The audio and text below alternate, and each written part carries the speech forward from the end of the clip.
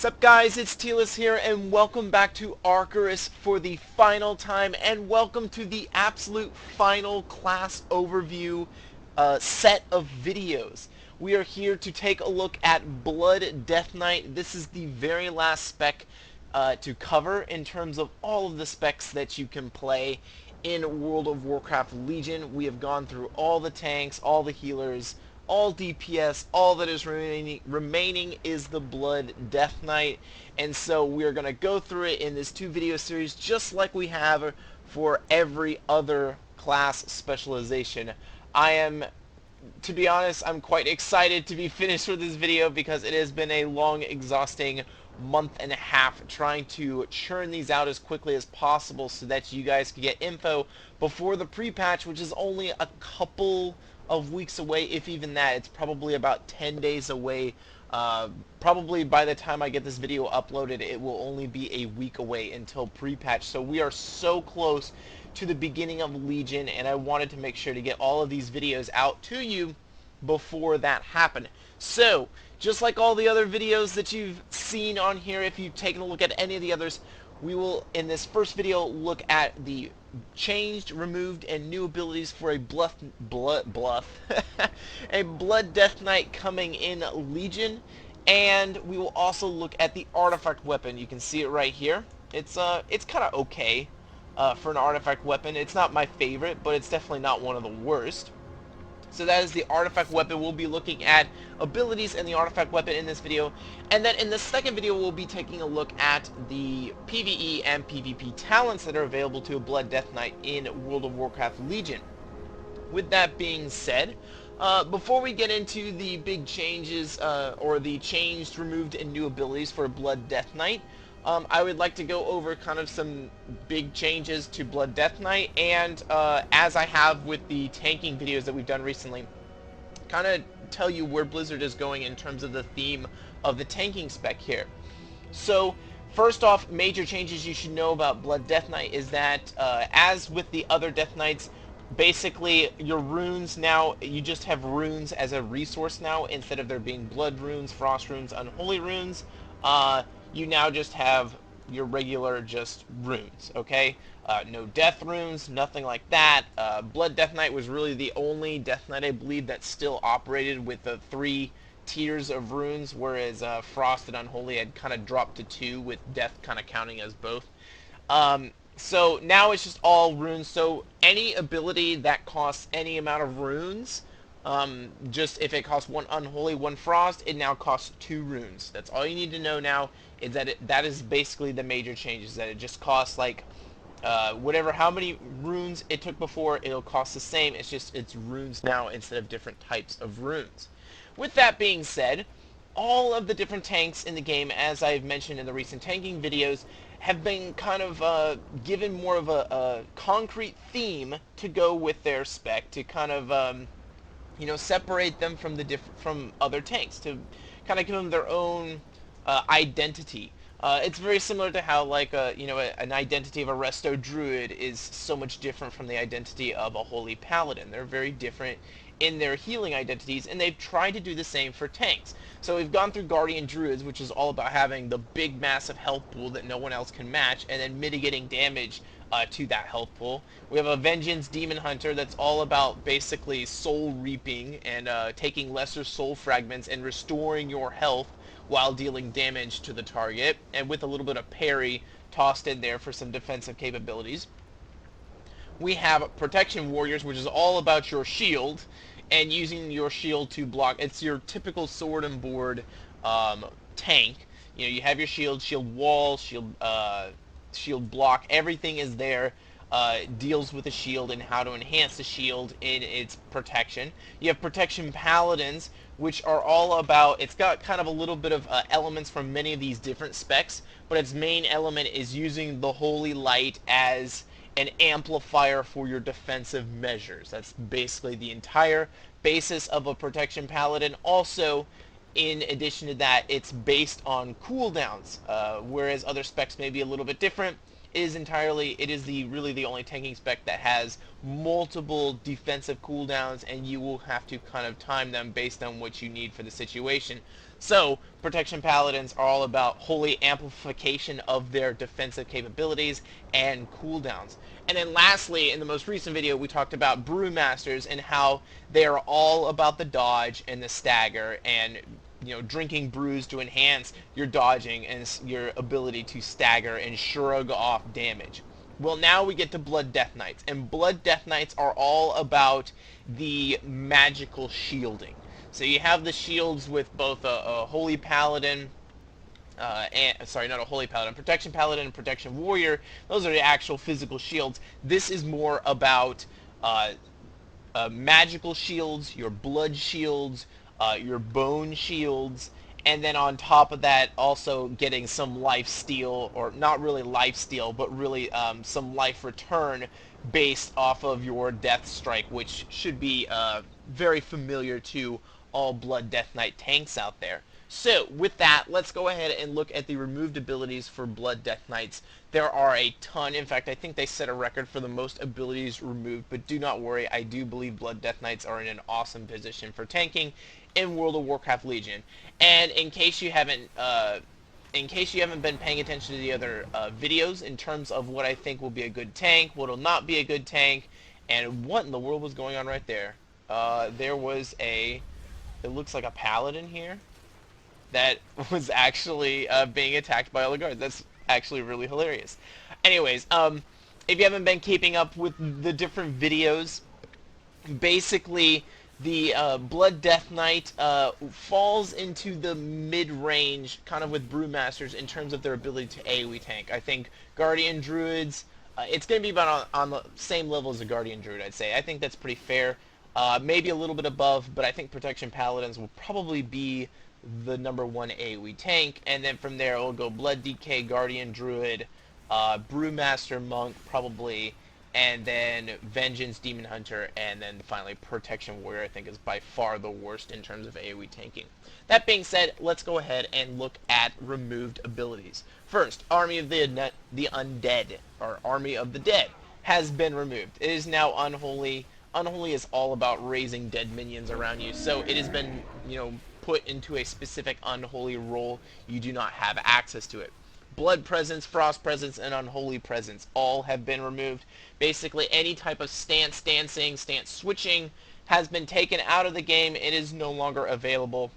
The only stance switching in the game now is basically with Druids, which makes sense because they're shape-shifting between different forms. And then also, just because it's so iconic, they gave it back to Arms Warriors as a talent, if you would like to take it, just to get that stance switching back. But for the most part, chakras, stances, presences, you name it, they've all been removed from the game. That being said, Bone Shield has been removed. It's been melded into a new ability. So we'll get to that when we get to the new abilities, but Bone Shield as an actual activating ability that you activate is gone. It's folded into something else, so it's a little bit different. Chains of Ice has been removed. For the most part, I believe that is just stuck with Frost only. I will double check right here, make sure that Unholy doesn't have it. I'm pretty sure.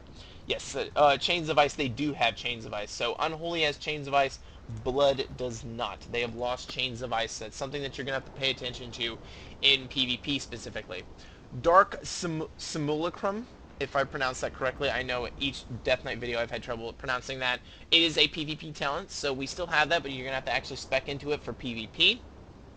Death Coil has been removed. It is Unholy only now. It is not available to Blood Death Knights. They've done a lot of diversifying of the tanking specs, the Death Knight specs across the board, making them all individualized. So,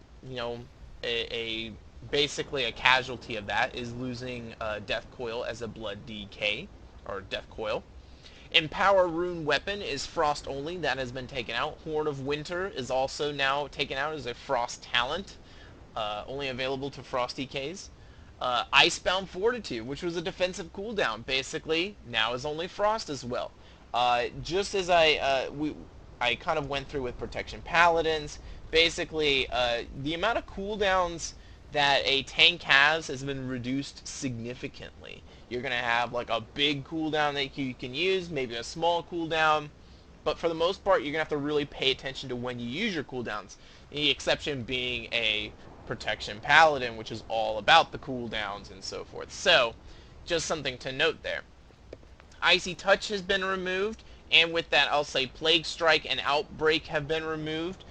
There's a new way of applying your one disease now to the target. For the most part, unless you're unholy, you basically only have one disease. Frost Fever now has become basically a frost only disease, and then Blood Plague has become a blood only disease, and then the good old Unholy, which is all about diseases, got brand new diseases to complement the fact that it is the disease spec. So, Blood Plague is still there, it's just applied in a different way. So, Plague Strike, Icy Touch, Outbreak, all gone. Rune Tap can still be acquired, however, it is a talent. It has been removed. Strangulate, same as well. It has been removed. You can get it back as a PvP talent, though.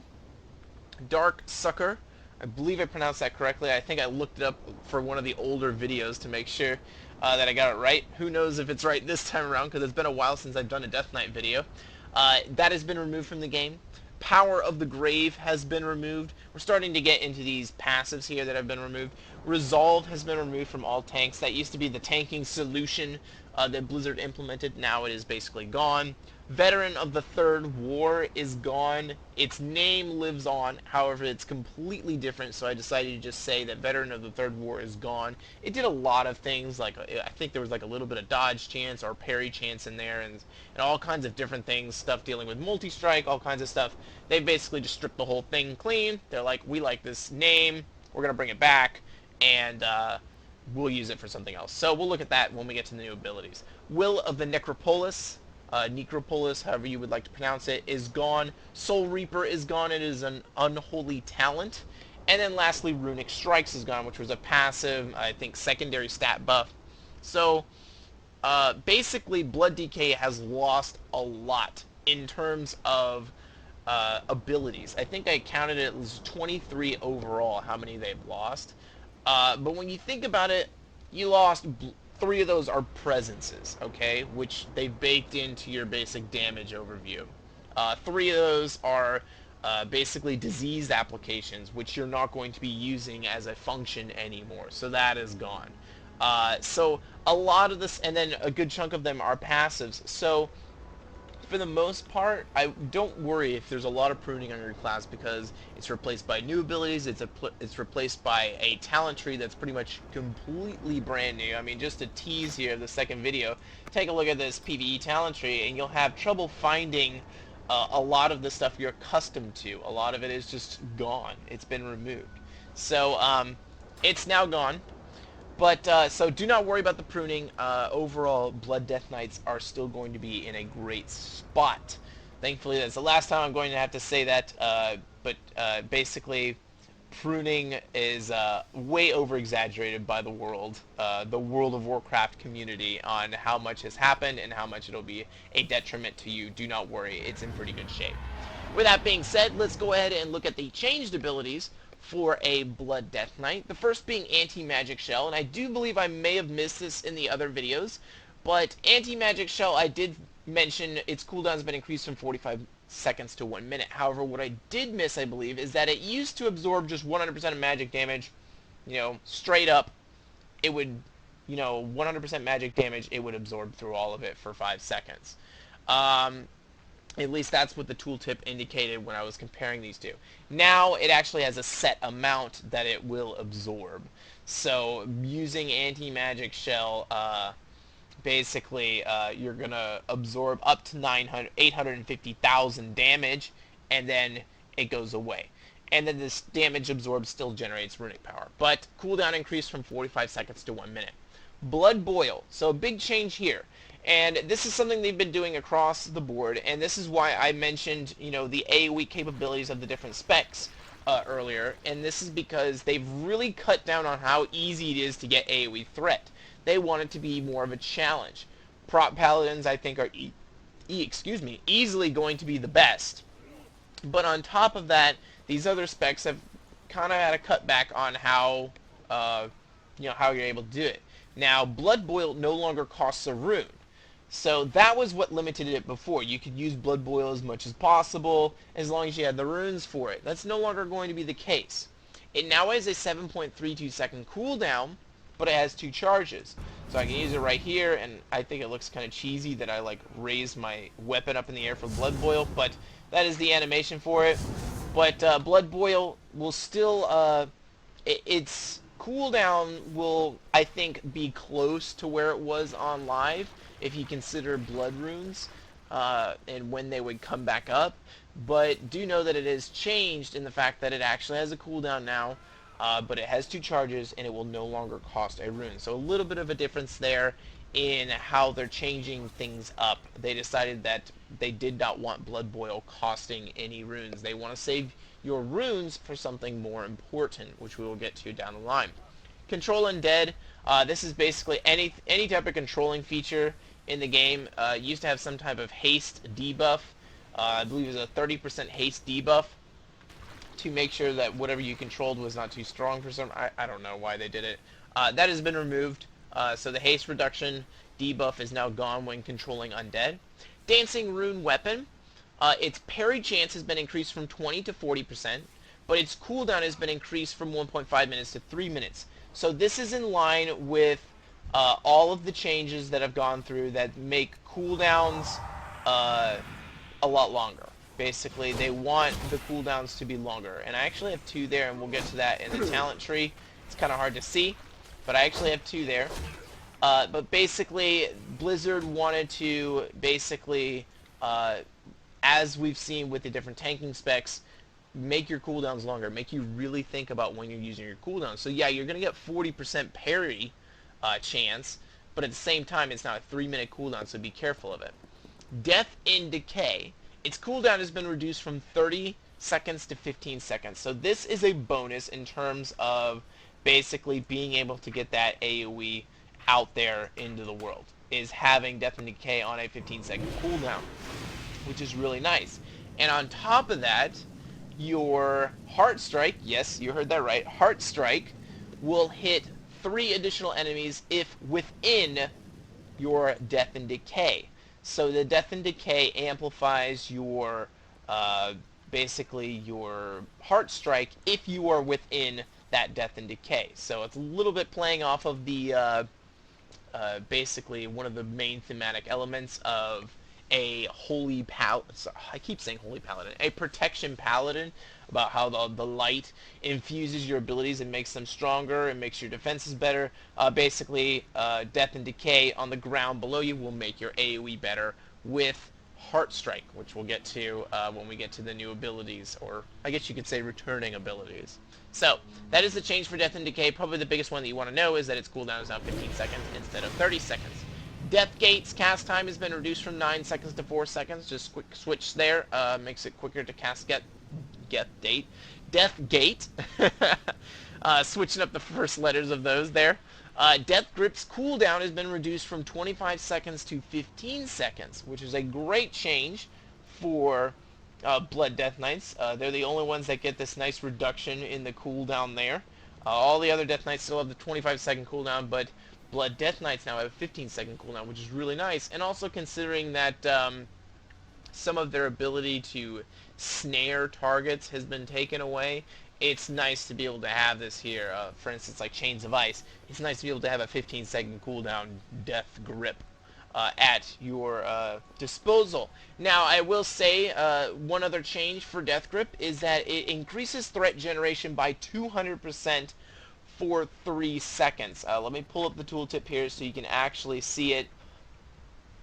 Basically, the end of the tooltip says increasing threat you generate against that target by 200% for 3 seconds. So if you use Death Grip, the abilities that come right after for the next 3 seconds will be amplified in terms of their threat generation. Death Strike has been changed significantly. This was I went over this in both Unholy and Frost videos because they both have access to this. At least I think Unholy has access to this. Let me double check and make sure. Yes, it does. So they both have access to this, but it's been changed drastically. It used to be just a flat heal. Now it heals you for 20% of all damage taken within the last 5 seconds. I believe that's very similar to Frenzied Regeneration, the new Frenzied Regeneration for Bear Druids, which I'm pretty sure Bear Druids copied back from Deathstrike. Deathstrike's used to function, I think, somewhat like this, and it's been changed over the years, over the expansions. Now it's back to this.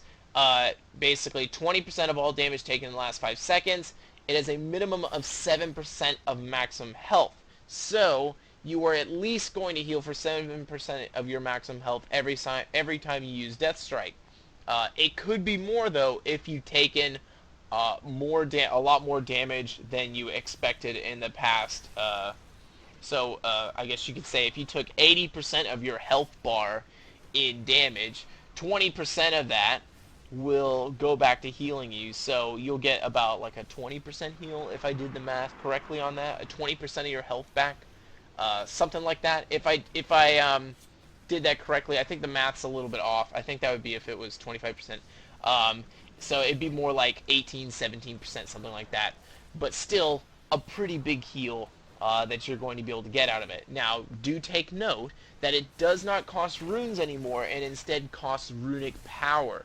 This will be the main item that you're going to be using for runic power. So 45 runic power now, no longer costs any runes, no longer heals for a flat amount, heals for 20% of all damage taken in the past 5 seconds, and it has a minimum of 7% of your maximum health. I believe that is the way it is on the others as well.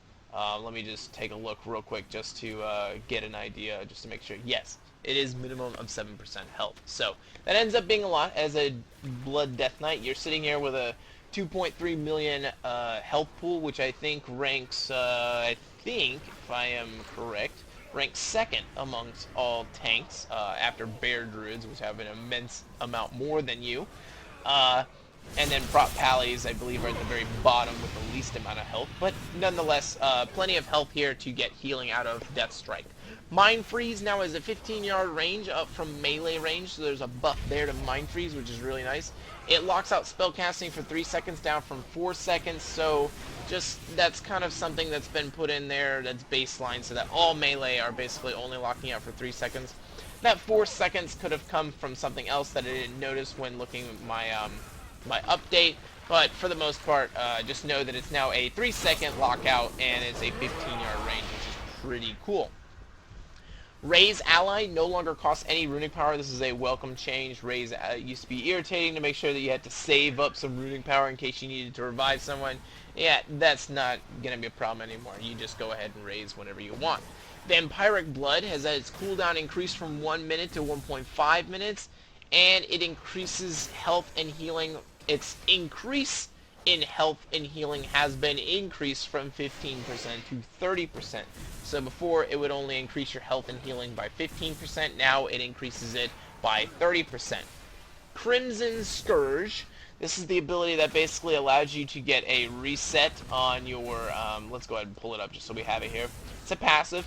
It's where your auto attacks with your targets affected by your Blood Plague would have a chance to make your Death and Decay cost no runes and reset its cooldown. This used to apply to other abilities. Now it only affects Death and Decay now. So just know that it no longer affects those other abilities. It is just Death and Decay. I can't remember the other abilities that affected, but really I don't think this will hurt you too much. Next we have On a Pale Horse. This is the last one. And On a Pale Horse used to reduce the effectiveness of movement impairing effects against you by 30%. That has been taken out, and now On a Pale Horse just gives you the 20% mounted buff. So just take note of that.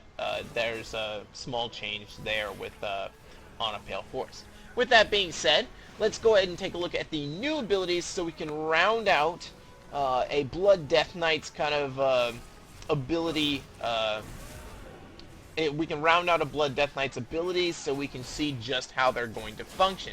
We know that we're going to be using Deathstrike with our runic power. That'll be our main runic power consumption, but what are we really going to use our runes on? That's what we're going to find out in these new abilities. First off, know that Asphyxiate has been taken off of the talent tree and now is baseline for a Blood Death Knight.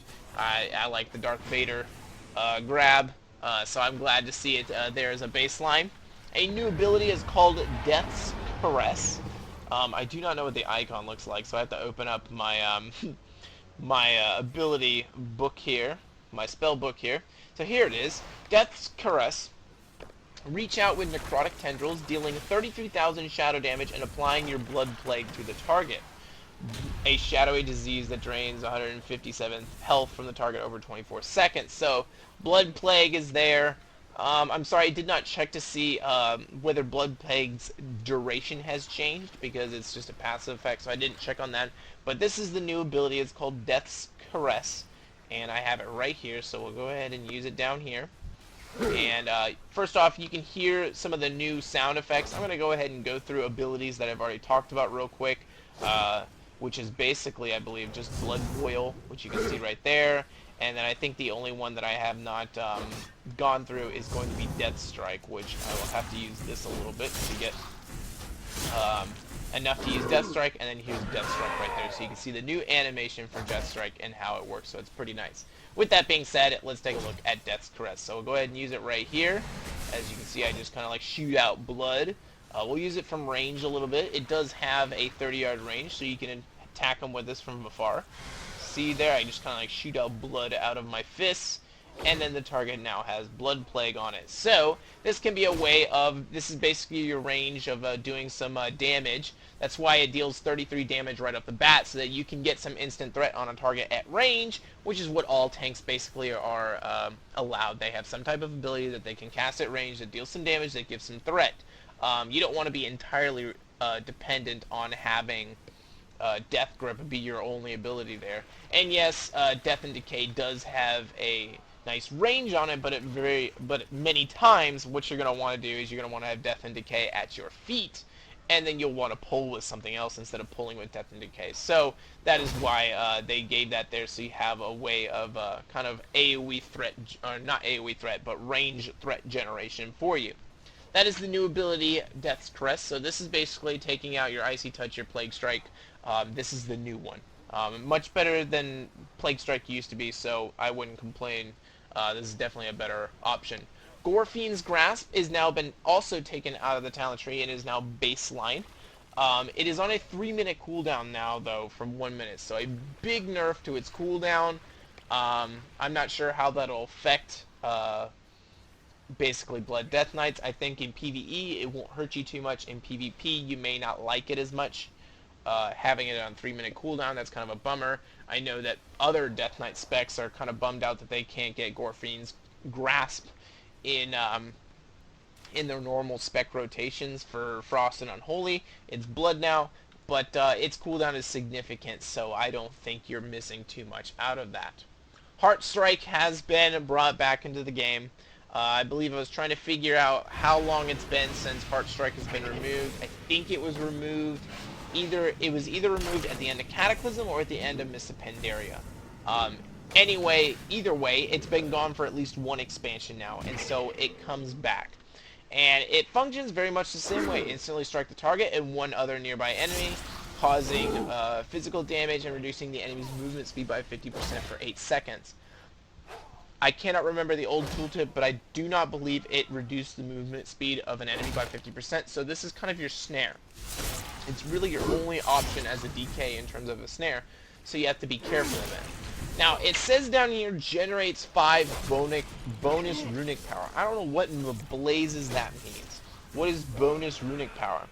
So, I'm sitting at 60 right now, and I haven't moved for a little bit, so I'm just going to hold it here. You can see I'm just at 60. I'm going to use this here, and I believe it goes up 15.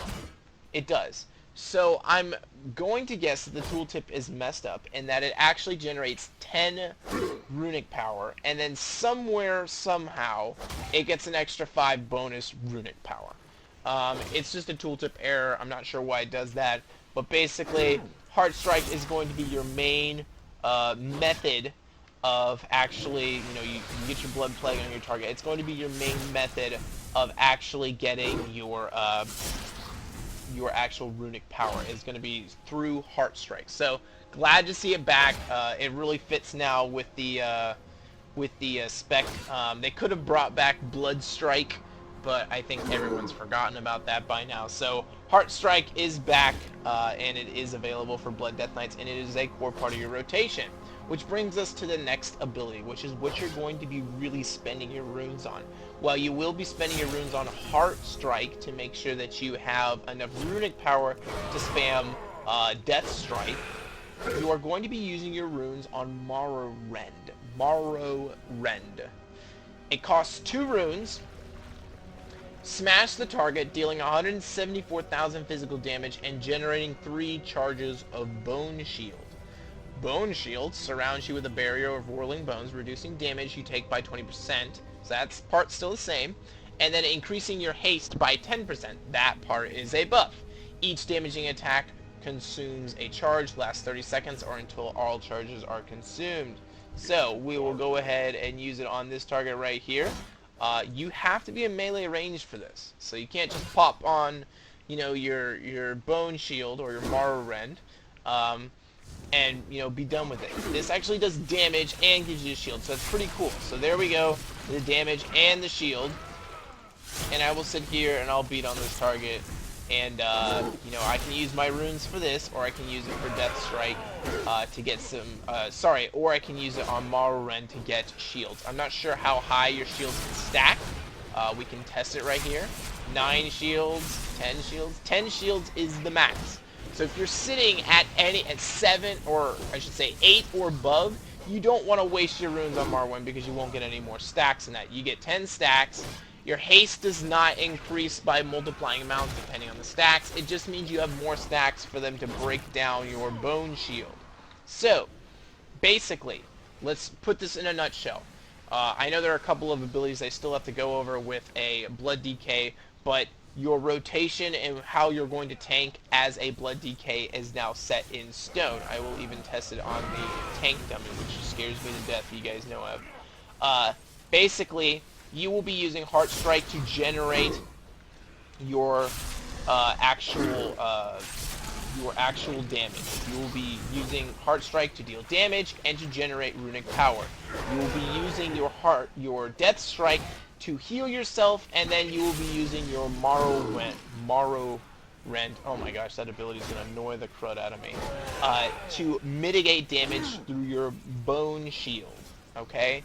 So, the defensive measures of a Blood Death Knight are all about these magical shields. The Bone Shield. Your Mastery Blood Shield is still intact. If you've forgotten what it is, Mastery Blood Shield, each time you heal yourself with Death Strike, you gain 29% of the base amount healed as a physical damage absorption shield. So, everything is around that physical damage absorption and the shield from your Bone Shield. It's all magical shielding. That is the story and the thematic element of a Blood Death Knight. Now, I'm not sure where a Blood Death Knight stands compared to a Guardian Druid and all the other tanks in terms of whether they're better against magic or physical damage. That's going to be kind of up to, I think the theory crafters are going to have to figure out which one's better at each. I think if you're looking for a good mid-range, the Guardian Druid, I think, is going to end up being the absolute middle ground for just about everything. And then the specs will go either more AoE heavy or more single target heavy, and then they'll go either more magical defense oriented or more physical defense oriented based off of that Bear Druid center. So, with that being said, let's go ahead and look at the last 2 abilities in review real quick before I head into it. Heart Strike, you generate you burn runes and you generate your runic power. Death Strike you use to heal yourself, and then Morrowind you use to get yourself defensive shields up. So, you will basically use your runes and runic power around those 3 abilities for defensive mitigation as a Blood Death Knight. And while it seems so simple, that you're basically just kind of working around 3 different abilities. You gotta imagine Bone Shield is mitigating magical damage and increasing your haste, whereas something like Death Strike is healing you back your health, but it only gives you a physical absorption shield through the mastery, as opposed to a magical absorption shield. So you really, as a Death Knight, are going to have to sit there and think, which one do I need at this time and place? Do I want more runic power so I can get more death strikes, or do I want more, basically, do I want to use Morrowind more so I have more defensive measures? It's going to be up to you to decide. So, with that, let's look at the last two abilities. First is Wraith Walk. This is basically Reaper from Overwatch. It is now in World of Warcraft. We'll go ahead and use Wraith Walk. Sidestep into the Shadowlands, breaking root effects and increasing your movement speed by 70% for 4.5 seconds. During this time, all movement and pairing effects are suppressed, but any action will cancel the effect. So, pretty nice ability that all Death Knights have now received. It's pretty cool. I think really the WoW developers were like, hey, we really like this ability with Reaper, let's give it to Death Knights, and that's how it came to be an ability, because it doesn't necessarily fill any gaps or anything. It's just kind of like, this would be cool in World of Warcraft, and that's how it came there. That's kind of how I feel about it. The last, I mentioned that I would talk about this at the very end. It is Veteran of the Third War. Basically, the pass has just been gutted completely. It increases your stamina by 50% and your armor by 15%. So this is part of the reason why Blood DKs are the second highest health pool in the game, is probably because of Veteran of the Third War. The only way I believe health pools can get higher than this, Bear Druids have a baseline, and then Protection Warriors, I think, have a talent that they can take that can really increase their health pool. But for the most part, you are second to the top in terms of your health pool in amongst all of the tanks in Legion, to my knowledge. With that being said, we have gone through all of the abilities for a Blood Death Knight, which means that we are now able to go through the talent tree for the artifact weapon for a Blood Death Knight. First, let's look at the artifact weapon's ability. It's called Consumption. Strikes all enemies in front of you with a hungering attack that deals 201,000 physical damage and heals you for 100% of that damage. So you have more damage into healing, basically, as a Blood Death Knight, which is kind of playing into the theme of what Death Strike does. So that's pretty cool. Your magical shielding, and your damage through healing, or your healing through damage. That is the Blood Death Knight way. So we'll go right here, right there. Massive cleave and a lot of healing there. You see how much I healed basically with that ability. I healed for, it looks like approximately with those three targets, I healed for around 600,000 damage. So that's what, basically a 1/4 of my health pool. That's a lot. So that's pretty good damage, not damage mitigation, but it's a good way to get your health pool back, is through consumption. It's only a 45-second cooldown, so that's actually pretty cool. With that, let's go ahead and look at the artifact tree. So here it is. It's called Maw of the Damned. That is your artifact weapon. You start right here with consumption, and then from there you will spread out and get to all these talents. The first talent we have here is Sanguinary Affinity. Increases physical damage done by 8%. On the left, we have Dance of Darkness. Increases the duration of your Dancing Rune weapon by 6 seconds. 3 ranks, that'll be 2 seconds per rank. So your Dancing Rune weapon now lasts 14 seconds as opposed to the live version of 8 seconds. Vampiric Fangs. Increases the maximum hit points granted by Vampiric Blood by an additional 15%. And increases healing received by an additional 15%. So while it's already been buffed by 15% compared to the live version, this buffs it another 15%. So your total buffage, so to say, on Vampiric Blood is going to be 45% increased health and 45% increased healing. We'll go ahead and use this here so you can see. I have now 3.3 million health, which is a lot. Going down the line, we have Mouth of Hell. Dancing Rune weapon summons a second copy of Maw of the Damned. While Dancing Rune weapon is active, your Morrowind spell will generate an additional charge of Bone Shield. So that is really nice. If you guys didn't know, or weren't paying attention, basically your Morrowind will generate 3 shields. So if I use this and then I use Morrowind, I will be generating 4 stacks instead of just 2. Actually, I generated like 10 there instantaneously, which is insane. So, it generates stacks very quickly when you have Dancing Rune weapon. I'm not sure if each Dancing Rune weapon will generate an additional charge or if it's bugged at the moment. But right now, it should be 4 charges of Bone Shield being created from Mouth of Hell while Dancing Rune weapon is active.